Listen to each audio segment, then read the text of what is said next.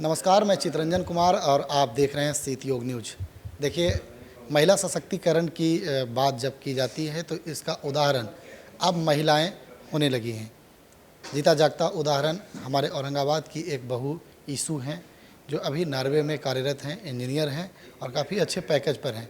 महिला सशक्तिकरण को लेकर के ही हम आज ईसू मैम से बात करेंगे कि आप दूसरे राज्य से औरंगाबाद में आए, बिहार में आए और बिहार में आपकी शादी हुई। आपके पति भी इंजीनियर हैं और उसके बाद आप नॉर्वे जैसे शहर में गए। ख़ास तौर आमतौर पर देखा जाता है कि महिलाओं को घर से निकलने की इजाज़त पहले के युग में नहीं दिया जाता था, लेकिन अब आपके जैसी महिलाएं जो हैं वह घर से बाहर निकली, पढ़ाई को पूरी किया और उसके बाद देश में ही नहीं, देश के बाहर जा कर के नौकरी करना, जॉब करना, ये सब कैसे संभव हो पाया मैम? और औरंगाबाद ही नहीं, पूरे देश के महिलाओं को आप क्या संदेश देना चाहेंगे? ये सब जो भी पॉसिबल हो पाए, ये मतलब मेरे फादर की वजह से ही हो पाया।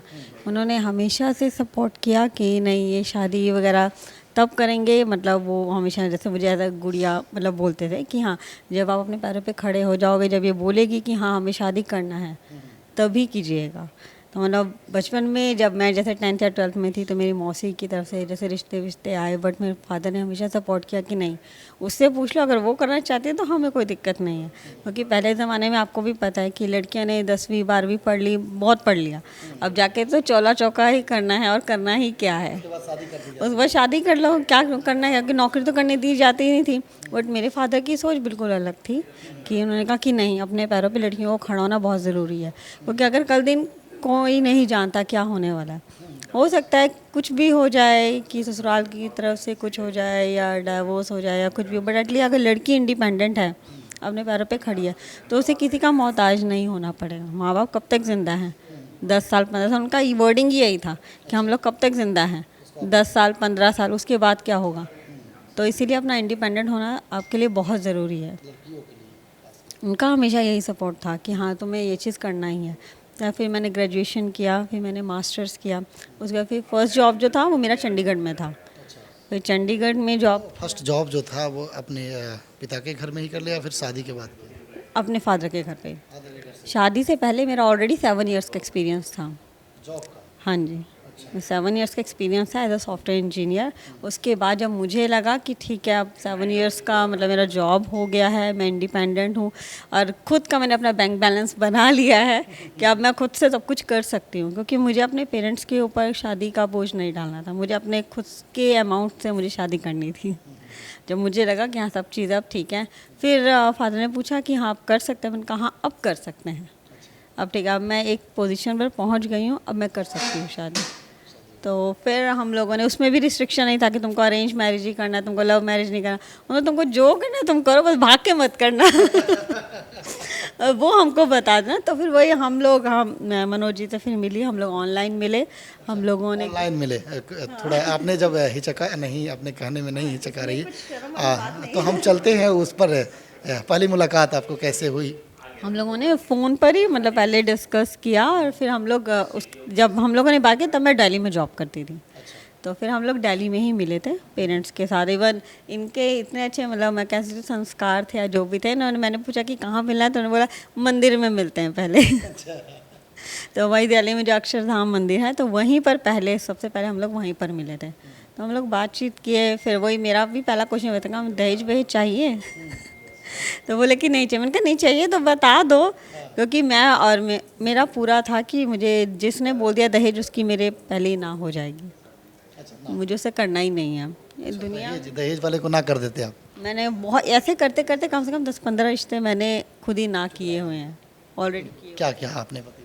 मैंने वही बोला, मैंने कहा हाँ कि मतलब आपका कुछ रिक्वायरमेंट है या क्या है? तो उन्होंने बोला कि नहीं, मेरा ऐसा कुछ रिक्वायरमेंट नहीं है। तो मैंने कहा और जॉब वॉब का आपका क्या सीन है कि लड़की को करने देना है? क्योंकि इनका प्रोफाइल तो ऑलरेडी मैं पढ़ चुकी थी कि बिहार, ऑफकोर्स मैं हरियाणा से थी और ये बिहार से थे, तो बिहार का थोड़ा सा पता था कि लोग किस टाइप के होते हैं। तो फिर पूछा, मैंने कहा कि जॉब का क्या था, लड़कियों को करने देना है या क्या है? तो बोले कि नहीं ऐसा कुछ नहीं, कर सकते हो। तो मैंने कहा बट वो मेरी मर्ज़ी होगी, कि मेरी मर्ज़ी है, मैं करना चाहूँ तो मैं करूँगी, मेरी मर्ज़ी, अगर मैं छोड़ना तो छोड़ूँ, मतलब किसी चीज़ का प्रेशर नहीं होना चाहिए। इन्होंने बोला कि ठीक है, आपकी मर्ज़ी, आपको जैसा सही लगे तो आप कर सकते हैं। तो ठीक है, सब चीज़ें ठीक हो गई तो मैंने कहा चलो फिर आगे प्रोसीड करते हैं। कितने दिन बाद फिर शादी कर ली? शादी हम एक्चुअली शायद 6-7 महीने में हम लोगों ने कर ली थी फिर शादी। मतलब शादी इन द सेंस हमने कोर्ट मैरिज कर ली थी, क्योंकि उसके बाद ही इनका ऑफर लेटर आ गया था नॉर्वे से, तो इनको फिर निकलना था। तो और इनके पापा का कंडीशन था कि भाई शादी करके ही नॉर्वे जाओ, बिना शादी के नॉर्वे नहीं जाना है। तो उनको तो फिर इन्होंने बोला कि अब शादी तो इतना इमीडिएटली नहीं हो सकता, क्योंकि ऑफकोर्स बहुत सारे रीति रिवाज रिश्तेदारों को भी कुछ नहीं बताए हैं, कैसे कर लेती जल्दी। तो चलो ठीक है, कोर्ट मैरिज एटलीस्ट कर लो। तो फिर वही कोर्ट मैरिज वगैरह हम लोगों ने फिर इंस्टेंट कर ली थी, फिर उसके बाद ये गए थे। कोर्ट मैरिज हो गया, उसके बाद फिर ये नॉर्वे चले गए। उसके बाद फिर कितने दिन बाद ये लौटे? फिर 1 साल बाद। 1 साल बाद। हाँ जी। उस दरमियान इनसे बातचीत होती रहती थी? हाँ, वो तो कंटिन्यूस होता ही था। फिर परिवार में बदल गए थे आप लोग कि फिर रीति रिवाज हुई उस तरह? नहीं, ऐसा कुछ इनके एक्चुअली जो मतलब मेरे मदर इन लॉ फादर ना, वो इतने ज़्यादा सपोर्टिव, उनको देख के लगेगा नहीं कि वो गाँव से है। अच्छा।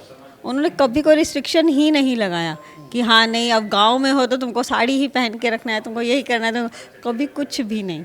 और इवन अब ऐसा हो गया है मतलब इनके परिवार के साथ, मुझे अपने घर से ज़्यादा अच्छा अपने ससुराल में रहना लगता है। मतलब लिटरली मुझे अपना अभी बोलते हैं ना, अब जहाँ जैसे 2 महीने के लिए हम इंडिया हैं, तो उसमें से कम मतलब 45 डेज मैं अपने ससुराल में हूँ। अपने मायके मेरा जाने का मन भी नहीं करता है। जब ये नॉर्वे चले गए, आप यहाँ जॉब कर रही थी? हाँ जी, मैं दिल्ली में जॉब कर रही थी। फिर कितने दिनों के बाद ये लौट करके वहाँ से? ये वही 1 साल के बाद, शादी के बाद। मतलब हाँ, वो जैसे शादी हमारी 1 साल बाद जब फिक्स हुई तो उसी टाइम आए थे, 15-20 दिन की छुट्टी लेकर। फिर विधि विधान से शादी हुई? हाँ, फिर अच्छे से हुई, क्योंकि सारा अरेंजमेंट इनकी फैमिली ने और इन्होंने सब मेरे ऊपर ही छोड़ दिया कि ठीक है, तुमको जैसा लगता है सेटअप करना है, जहाँ करना है, जैसा करना है तो तुम करो। तो वो सारा अरेंजमेंट में धीरे धीरे कर रही थी। बाकी फ़ोन पे हम लोग की बात होती थी, कैसे करना है, क्या नहीं करना है। हाँ, अच्छे से हुई।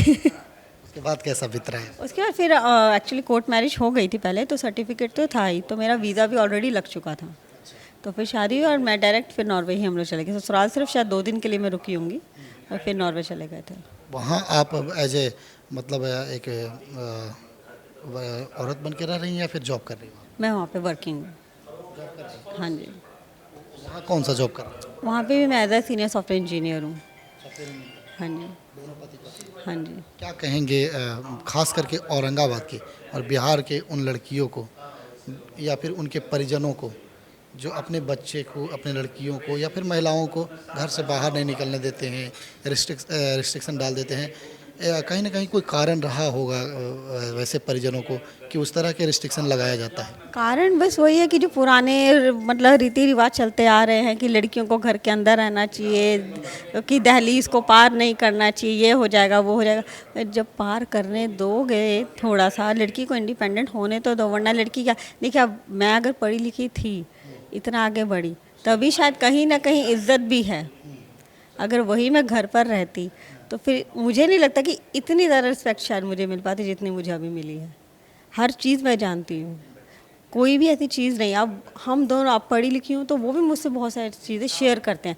हाँ ठीक है, कुछ गाड़ी लेनी है, प्रॉपर्टी लेनी, कुछ लेनी, कि हाँ कैसे किया जाए कैसे नहीं, क्योंकि उनको पता है कि उसको